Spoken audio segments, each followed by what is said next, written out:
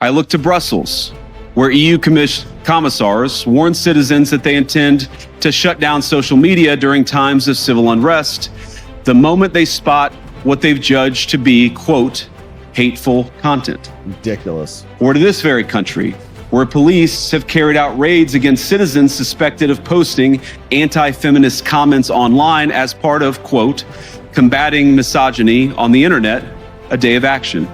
I look to Sweden, where 2 weeks ago the government convicted a Christian activist for participating in Quran burnings that resulted in his friend's murder.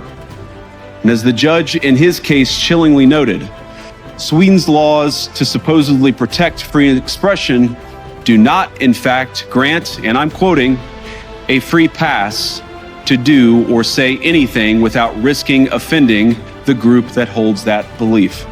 And perhaps most concerningly, I look to our very dear friends, the United Kingdom, where the backslide away from conscience rights has placed the basic liberties of religious Britons in particular in the crosshairs.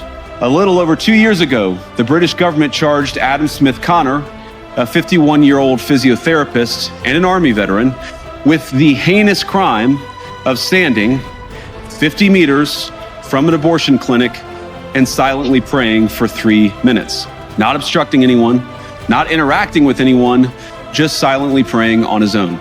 After British law enforcement spotted him and demanded to know what he was praying for, Adam replied simply, it was on behalf of the unborn son he and his former girlfriend had aborted years before. Now, the officers were not moved. Adam was found guilty of breaking the government's new buffer zones law, which criminalizes silent prayer and other actions that could influence a person's decision within 200 meters of an abortion facility. He was sentenced to pay thousands of pounds in legal costs to the prosecution. Now, I wish I could say that this was a fluke, a one-off crazy example of a badly written law being enacted against, but no. This last October, just a few months ago, the Scottish government began distributing letters to citizens whose houses lay within so-called safe access zones, warning them that even private prayer within their own homes may amount to breaking the law. Naturally, the government urged readers to report any fellow citizens suspected guilty of thought crime. In Britain and across Europe, free speech, I fear, is in retreat. Certainly feels that way. We've covered many of those stories here. How they're investigating and knocking on people's doors for their social media posts. Did you say this offensive thing? This is against the state because you don't want illegal immigration or legal immigration taking over your country.